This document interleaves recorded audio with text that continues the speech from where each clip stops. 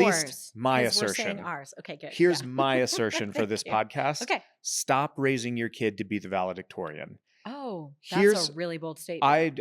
I stand by it. Okay, I tell me stand more. by it. Sure, let's unpack it.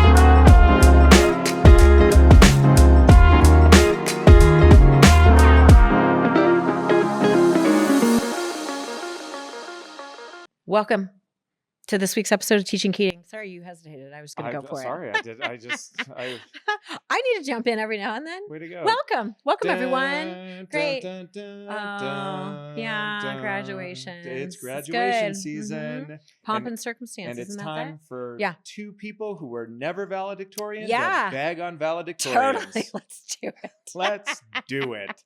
Two Yes. oldest children, though. So, like, That those things seem unrelated. no, they're not unrelated. So, like, we've talked about this before on the podcast. Like, 70% of Harvard is oldest or only children. So, like, we both have drive. We have ambition. We both did relatively well in school. We weren't valedictorians in high school or in college. Like, not, but I would argue that we've done relatively well for ourselves in life and are doing okay. And so I just want to kind of burst that open. I want to talk about what is that? Burst that bubble. I don't want to burst the bubble. I don't necessarily always understand the thinking. And this is something that has come up since our son has hit high school, and like GPAs matter and he has big goals for himself and there's things that he wants to hit, but that's never been sort of a thing that you and I really care about or want to push him towards. I cared about it way more than you cared about it. Yeah, And I don't care And still, at all. I could have been the valedictorian Mana. if I had gone to a much smaller school. Like a class Good. of 4. I still would have had You to could work have been hard. class of 4. That's good. I don't think, and this is, like things that we've talked about in the past, like that was just not a thing that was valued in my household, which is funny because my parents are both relatively intellectual. Reading was highly valued in my classroom. It was rampant. In my classroom. I It was was gonna in my say, classroom. In your classroom? It was in my I classroom. would hope so. And also in ELA my teacher. home. Reading was rampant Growing up in my home. English language arts I classroom. know, in my house, like as a kid growing up. So there were a lot of educational things that were valued, right? So like reading, a lot of the arts, like music, just doing things that were very artistic. Definitely my mom's side, way more artistic. But also my dad, just like a lot of those things that really I felt were very valuable growing up, but being like high achieving in terms of the greater population, whether it be in school or even in sports, they were like, run your own race, do your best. And your best is going to be awesome. And you better work your ass off. Like they really cared about how hard I worked, and they wanted me to outwork everyone, but they didn't care about the result. They never cared about the result. That was never a focus in my house. So I just consequently, I didn't care in high school or in college. Go ahead. I cared in both. Okay, tell me more. This is so interesting. I grew up in a house where education was a vehicle for upward mobility. Sure. And I am a firm believer in the notion that education disrupts poverty. That's true. And so I would because say that that's was true. the case, Primarily in the United States, in the West. Yeah. Yeah, because Sure. that was the case, Everywhere, I grew up in a place where hey, GPA mattered, working hard matters, getting good grades matters. Mhm. But we've talked about this on past podcasts. I was good at the game of school. Yes. You were there for actual learning. Yes. What a fool. It was actually my biggest struggle in my classroom too when I started teaching too, because I was like, what do you mean you guys don't care about this content? I didn't care about any of it. I'm not in the business of sales. You guys need to care about this because this is fascinating. This is super interesting. Why don't you care to learn it? And they just didn't. And Tell me I was what sort you of need yeah, from me yeah. so I can get the points and get out of and here. I always kind of was annoyed at those kids too in my classroom of this is not an exchange. You don't give me certain behaviors and I give you the grade you want. That's not a thing. And I was kind of insulted. It was, I don't know, very naive young teacher thinking somehow they really cared about whatever knowledge or content or things I was trying to impart for the betterment of their life. Hell no, they didn't care at all. No. But I didn't like the exchange transactional aspect of school that was a revelation to me when I came. But by to the time classroom. kids get to middle and high school, they learn that that's what it is. I mean, yes, definitely in our culture. For better and Yes. for worse. In the West. All of that to say, I am interested. Mhm. I'm also You are interested. interesting. Maybe. I'm, Most days. I'm interested in talking about valedictorians Yes. because with graduation Yep. season in full swing, Uh-huh.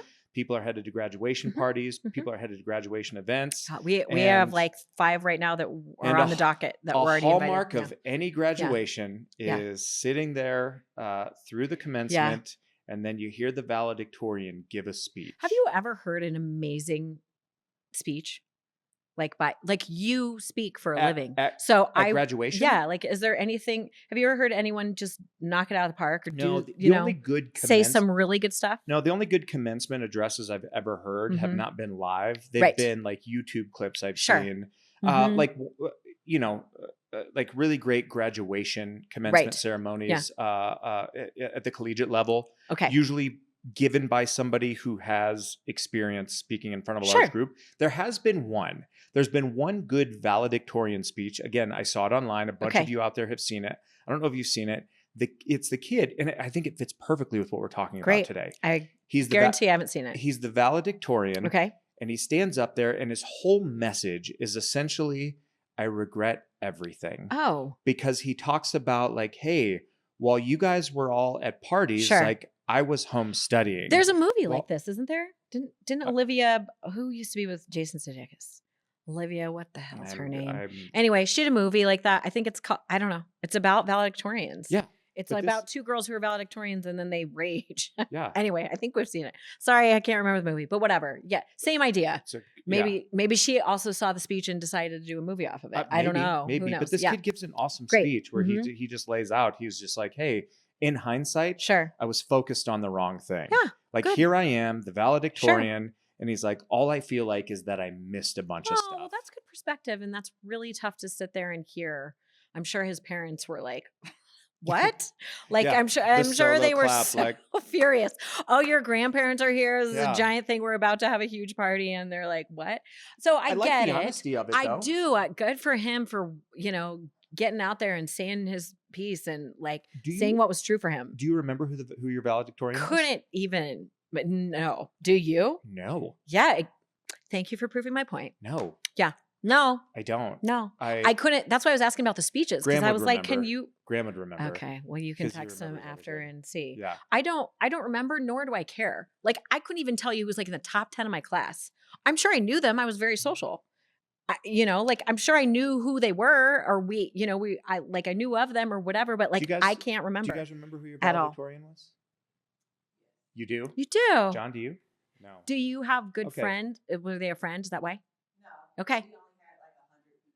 That Okay, matters. 100 people in the Sure. graduation class. Sure. How many? Yeah. Okay. Oh, and he That's and he great. did some stuff. Okay. That's great. Here's Good. what's interesting. Sure. Four people in the room, 75% of us do not remember Right. who the valedictorian was. I also Go ahead. don't remember I don't remember sitting there listening to the I don't valedictorian either. speech thinking like, wow, I don't either. we should all listen close. This kid's got it figured out. Totally. I don't either. In high school or college. I do remember a kid whose first name's Chris, can't remember his last name, and I won't forget him because I knew he was like in the top 10 of the class, and I was astounded because he was a swimmer on our swim team. He smoked so much weed, copious amounts of weed, like I couldn't even like begin to fathom how many drugs this child did in high school, but also got his butt up at 4:00 in the morning and swam every Got in the day pool. and got in the pool. I think I've told you the story. You're And just slaying demons. probably because his brain was just like Yeah. this all the time. So probably, but then I remember him telling me like he was super not tip top in the class, but high up there. And all he did was like wear Grateful Dead shirts all the time and maybe went to school like 3 days a week. And then I ran into him in college, weirdly. And I was like, "What are you doing?" He was like, "Well, I'm double majoring in physics and chemistry." And I was like, "Good for you, you underachiever." But then he like did his whole college schedule so that he would only have to go to school literally like 3 days a week. So like went to school Monday, Tuesday, Wednesday, and then left and drove around the country with his roommates, like following the Grateful Dead, and still like graduated with honors and double majored and all this stuff. And so part of it is just like, good for you. You're a real smarty. I'm not even trying to compete with that. Like Right. I don't care at all. Yeah. And he was not valedictorian, but it was just like doing his own thing in college. in college. So like I went to high school with him and then ran into him in college, and he was still just like crushing and doing a really great job. And I was like, okay, great. Good for you. That's awesome. But again, like when you're smart like that, why do you need to be valedictorian? He doesn't need to prove it. He was already doing all the stuff he wanted to do anyway. Yeah. And still really jamming out to great music. But is that what causes people to seek out being the valedictorian? This Like, are is a they good trying? question. And we're not good people to ask. Right. We were not the valedictorian. Well, I think it's a value system, right? I don't know. You Maybe. don't? I totally do. Valedictorians out there, why were you the valedictorian? Sure. What? I think it's a lot of internal stuff. I think it's probably like a lot of home life stuff. Don't you think? For sure. Parental I mean, influence has to be yes, huge. That's what I think. Huge. Yeah. Where it's like, hey, this is a thing that we Yes. value. Not only is it this thing that we value, our family values, but we put a lot of stock and weight in this. And then add in like maybe that person's the oldest child and has really two smart parents, and just like I think an amalgamation of all those things. I do remember really cared a lot about all of those I things. remember at the end of high school Sure. years, like when I was teaching and working in schools, Yes. like there was real strife Mhm. in the office Okay. because parents were coming in, Oh, I'm sure. and there was sort of like Mhm. that top 5 or 6, and there was They're a lot all of posturing. everyone was jockeying for who's Mhm. going to be the valedictorian, who's going to Yeah. get the thing. Yeah. And I remember when one was selected, Sure. there was a lot of parent conversation that That's had to happen so after. annoying. Well, it's also not surprising. No, I mean the same parents who really care about their kids being a valedictorian are the same parents who are going to run interference to like make sure that stuff happens. Yes. Let me just say, as a teacher, I loathed not teaching those kids because a lot of times they're really bright children, and went on to do some amazing things. I just didn't like what I said before, like the posturing and the behaviors for an exchange of goods or what they want. I really struggled with that as a human being. I struggled with it in his classroom. I struggle with it as a parent. I don't like that mentality. And I think it's false. They're super easy kids to teach. Sure, they're super easy kids to teach. I would say they're very compliant children. Yes. Usually the ones that I have taught, at least, who have gone, who are really high flyers, very compliant. Not necessarily always socially aware. They're not the most popular kids. They don't necessarily get along with everyone. They tend to roll relatively solo. They might have a small group of friends, but not many. They kind of do their own thing. At least in my experience from the ones that I've taught. So here's our assertion for this podcast. Say or at yours, least my 'cause we're assertion. saying ours. Okay, good. Here's Yeah. my assertion for this Yeah. podcast. Okay. Stop raising your kid to be the valedictorian. Oh, that's Here's a really bold statement. I stand by it. Okay, I tell me stand more. by it. Sure, let's unpack it. Stop Yeah. raising your kid to be the valedictorian. Okay. There's some really interesting research that's Oh. been done on valedictorians. Have I heard this? I don't know if you have or Okay, not. great. So Karen need Arnold to. did some really interesting research. This is 1995 research, Okay. and she studied, So I it's think, very old, like but- 80. Well, there's some new stuff from 2014 that we'll Okay, talk about great. too. Newer. I Sure. guess. Holy shit, that's 11 I years know. old. Old. It's So okay. there's Newer. some research from the 1900s. Sure. Let's talk about that like our first. kids always like to say. Go ahead. And what she did was she took a look at 81 valedictorians Okay. and sort of sample. like mapped the Mhm. trajectory of their lives Okay. and found overwhelmingly like these are kiddos who were essentially engineered for a lot of like academic and professional success. Okay. These are people who tend to grow up Sure. and they seek out systems and structure Got it. as opposed to like changing systems and Right. structures, Right. which fits very Sure. comfortably in the space in which they were successful. Makes perfect sense. Yes. So like, so structure in terms of like, they became like lawyers or doctors or engineers, or they like went into big business and they stayed there. Yes. They fit. For like giant companies because they liked the systems within the companies. Yes, they fit very okay. neatly That makes into sense to things me. that are systemic. Sure. But they are like her assertion was they are rarely revolutionaries. Sure. These are They're not innovators. No, these are not like Yeah. your valedictorians and are like again, there are anecdotal exceptions to this Sure. because some valedictorians are very revolutionary. Sure. They're innovators, but like overwhelmingly, her findings were very, very simple. Okay. Like these are people who are going to continue to seek out systems and fit within those systems. Yeah. They're rarely going to be innovative and they're rarely going to be revolutionary. And in a modern era where it's not just academic proficiency Right. that's valued, but creativity and ingenuity, Sure. like that's a place where they don't tend to be high I contributors. would be so fascinated to hear like how many of Silicon Valley were actual valedictorians. I would argue not that many. Probably not that many. That's what my thought. Maybe modern Silicon Sure. Valley, yes, because Sure. again, those are now systems that Right. exist, Right. and you can fit programmers and Sure. folks like that Currently. neatly into those systems. But I'm not saying guys who were like, In the infancy of Silicon Right. Valley, I would argue you would probably not find a lot of valedictorians. well, and that was always like the infancy of Silicon Valley's too. Like they were always really rogue and they were totally. cash and they're getting haircuts at work and they're not, they're not business, men. They're totally different because they're creative and they're all these different things, right? Like they sort of rode that all the way as far as they could ride that train.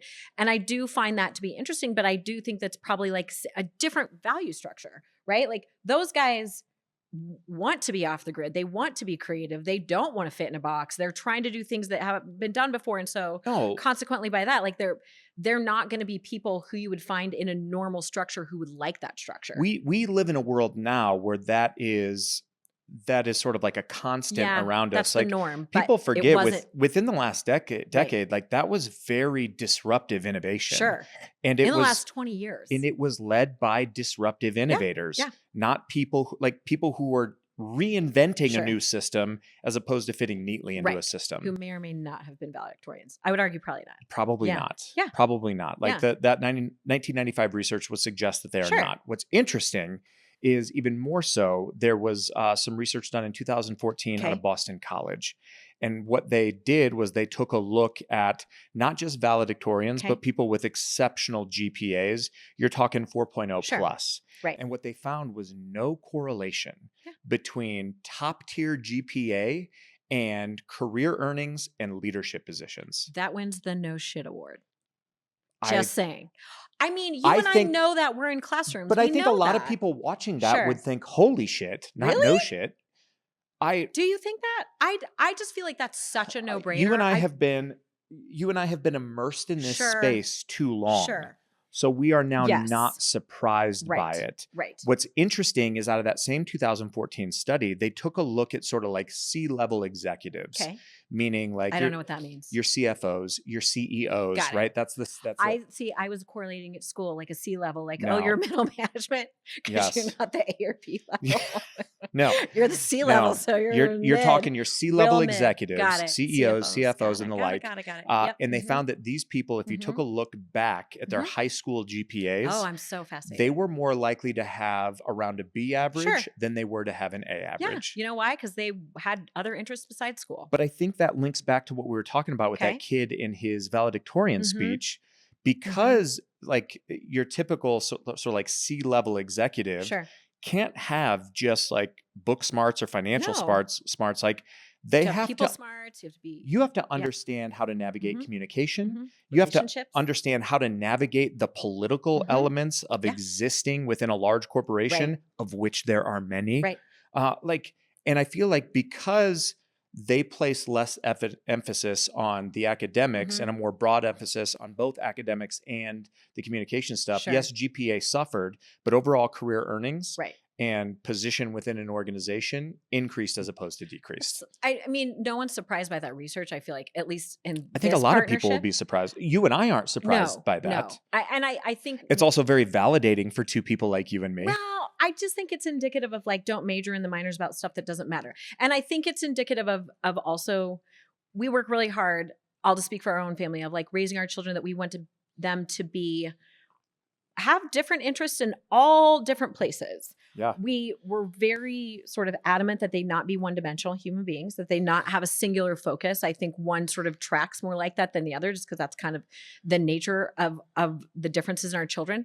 However, it's really important for them to get out of their comfort zone and learn new things. Yes. And we've been adamant that they have a lot of different experiences. And I think that just builds for a more well-rounded human being. I'm going to beg all of the parents Sure. out there, you are working so hard Right. to make sure that your kids are advanced. Right. But And it's I would really argue just you making them need an average human you being. need to you Yeah. need to advocate hard for them to be balanced. Right. And I think it's great that one of those starts with an A and one starts with a B. Oh, look at you, Look at teacher me, nerd right? brain. Like, Let's go. yeah, like stop shooting for A's and advanced. Like you need to be shooting for B's and Yeah. balanced. Good. And that Mhm. doesn't mean like, yes, like get A's, Sure. work hard, like get the best GPA that you Yes. can. Like we focus on Yeah. that. But at the same time, like balance is paramount. Yeah. And this is a thing that's emerged in our schools. Yes. It's so infuriating. I think it's emerged because maybe colleges emerged that way. And then there's just like a lot of posturing. I remember like thinking, and this is a very immature thought, and I've come to sort of more center and hope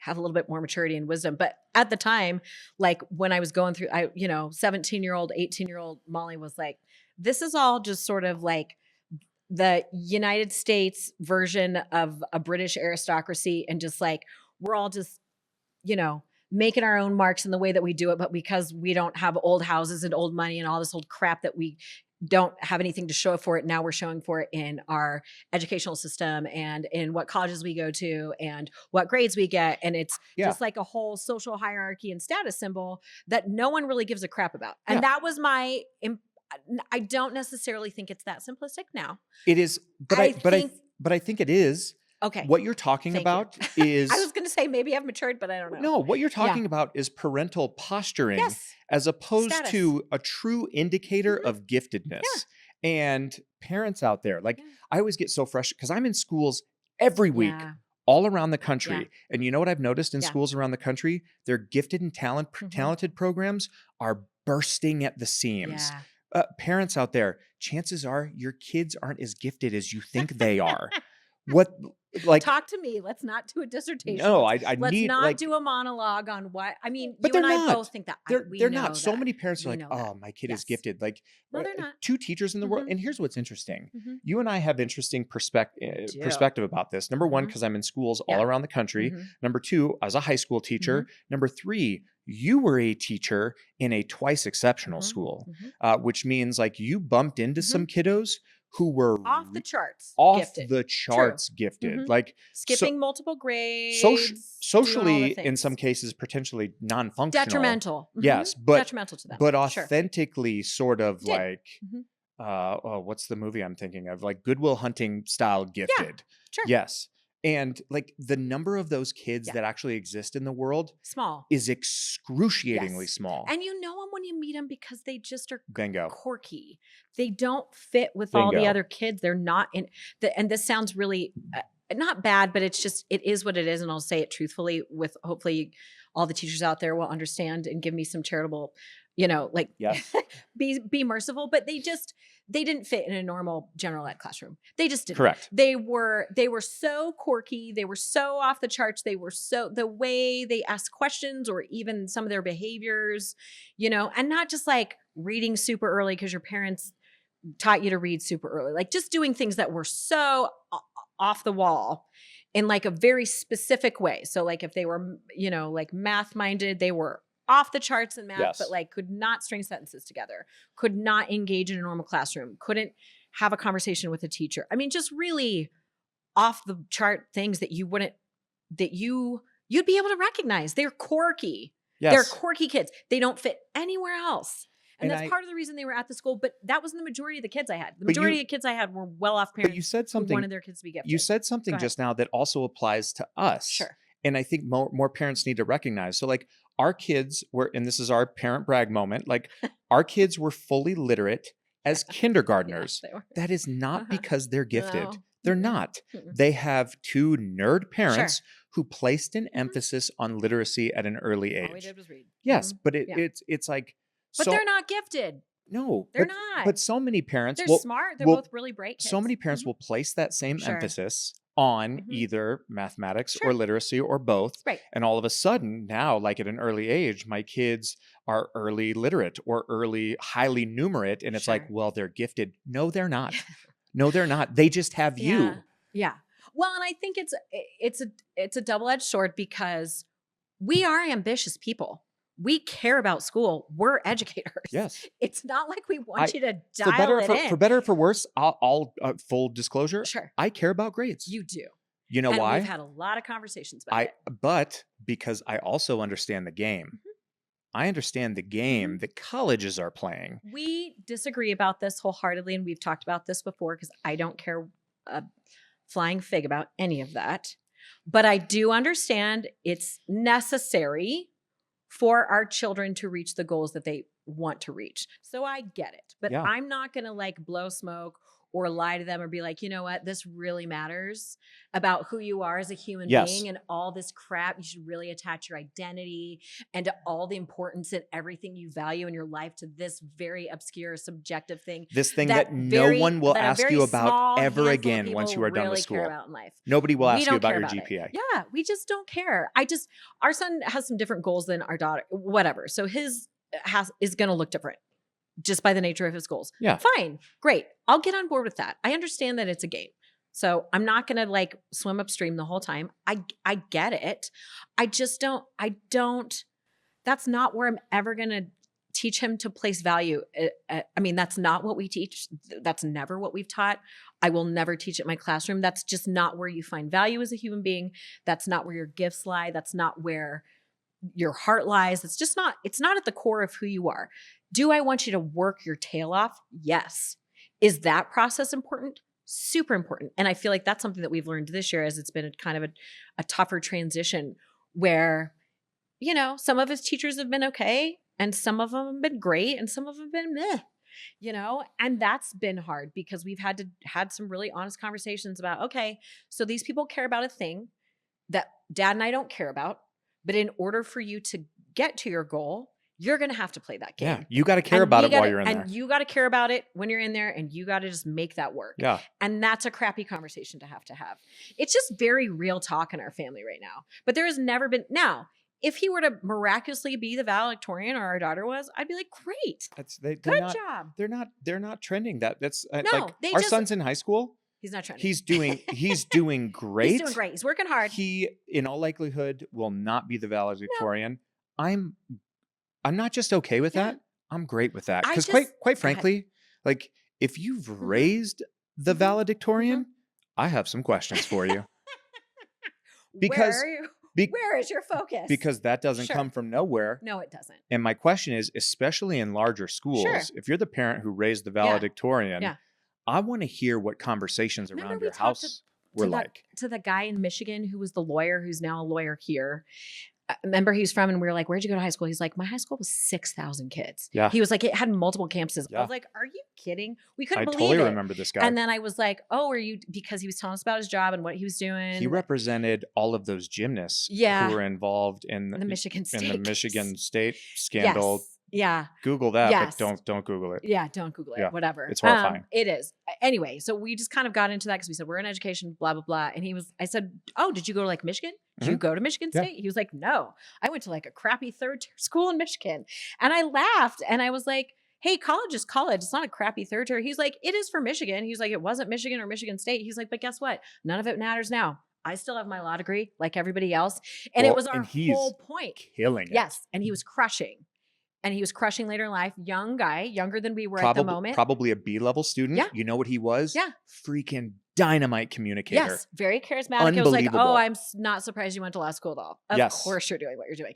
And was a really interesting guy to talk to. And I was just like, thank you for proving my point. You're doing great in life. You're doing great. Who cares where you went to college? Yeah. Who cares that you had fun in your 6,000 school? 6,000 school. I was like, how do you even find schools like that? What is, we think Creek is huge here. And I'm like, that was like double. And that's anyway, 4,000 kids. I just couldn't fathom it. But even then, I said, how did you not get lost in the mix? He's like, I just didn't. I just really like school. He's like, I just worked really hard, got into the school that I got into. Then I worked really hard there. And then I got into law school and I worked really hard there. I care about the work. And as two oldest children, ambition is good. Do what you're passionate about. I want you to care enough to like outwork everybody else about it. That is really important in our house.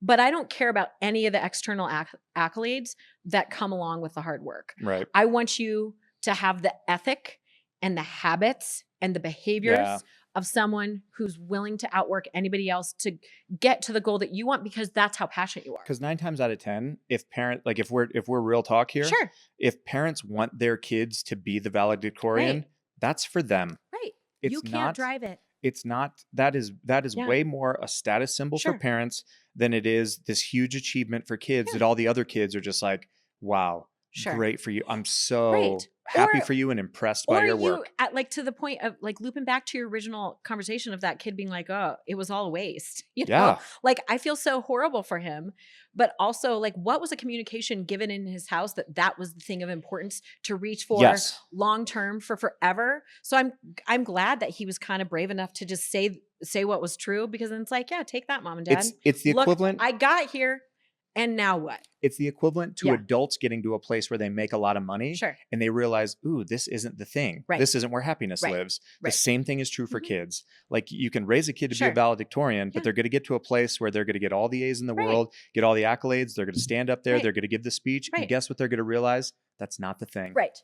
And here's the thing: someone will be valedictorians in high Yes. school and college. We're anyway, they're going through all of the they're picking them as we speak. Yeah. Great. I'm Yes. glad those kids worked really hard or whatever they got or whatever their motivation was to get there. Good. I'm not trying to take that away. Yes. What I am saying is there's so many larger focuses in the world. And when that becomes your singular focus as a parent or even in education, you mentioned the gifted and talented, like when you really want to posture and make your thing that fills you and make it veiled, like this is a thing that's important to kids, but really it's important to you. That's what I have beef with. Correct. Like at the core of everything. Yes. Like this has nothing to do. This is just like a posturing No. all the adults that really care about this singular crap that doesn't matter to the kid who's actually working towards it. And if there's a That's not fair to that kid. Yeah. That bothers me. And if there's a final message out there, Sure. because we'll wrap this up. Like Good. if there's a final message, it's really like, hey, for kids who are about to be the valedictorian, for parents of the valedictorian, like, hey, spoiler alert, Mhm. your work's not done. Right. Also, not only is your work not done, like Right. congratulations, you've raised a child or you've become a child Mhm. who is designed to fit neatly into a system. Mhm. Now your challenge is even more difficult Thinking out of the box. because it's like, Mhm. okay, Mhm. now you have to teach your Mhm. kid how to be a trailblazer. Sure. And I'll tell you what, that's way harder to teach later than Right. it is earlier. Right. And so like, remember, like as we're all sitting there, sitting through these exhaustive graduation commencement that none of us can ceremonies remember. that none I of us know. can remember, like Uh-huh. when the valedictorian gets up to speak, like take a look at all the other kids Yeah. who are sitting out there with caps on. Yeah. Because I'll tell you what, like in all likelihood, that's where your game changers are coming Well, from. and clap for their efforts as much as you're clapping for the one who's given the speech. Yeah. All those efforts, they all had to work with whatever challenges they had to get there to be seated in that audience, same as everybody else. So like, it's okay. Good for that person. You get the speech. Great. Everybody else had to work too. Well, and And everybody has different gifts. So like honor all of that. They're all sitting there together. yes, and have a moment where Yeah. you might be recognizing, Yeah. like, hey, you're watching a valedictorian reach their pinnacle. Well, that's sad. I don't want to end on a sad moment. I just want kids to feel like they're free to be out of the box. It might be a sad moment for one kid, but I'll Sure. tell you what, for all the other kids sitting there, like, Yeah. hey, Yeah. it's not like, well, Mhm. this kid won. Right. No, they didn't. It's not a competition. No, they didn't. This is your life. Hey, It's like there's on to the next. There's a so much lot more. of winning left to do. There's so much more. Yeah. And it's not it's not a game. It's like, this is your life and these are your gifts. And this is just run your own race, everyone. I say it all the time. I say it to our kids. I say it to all the other mom friends that I have at my life when we're posturing about how our kids are doing or not, or whatever. Just like run your own race.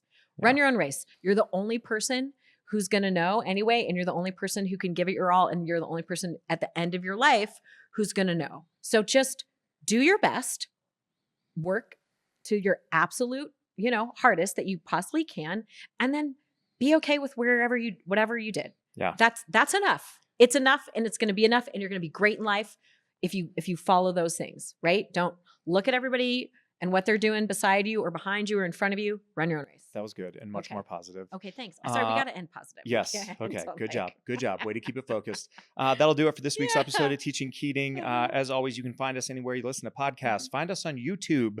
Like, subscribe, do the thing. You can find me with my family in Italy next week. Woo! Oh, don't. Sorry, I want a turkey. Oh. Sorry. Okay, let's do this one. Oh, we'll work on that exchange. We are. That was a rough exchange. Speaking of ending on a positive, that was a negative. Molly, where can we find you? I'll be with you, alternatively. I get to come. We're going to eat all the food. We're going to drink all the wine. You know what? I'm going to drink espresso in the afternoon. Might rip a couple cigarettes. When in Rome, let's just get after it. We'll see you guys next week. Be well. Cigarettes.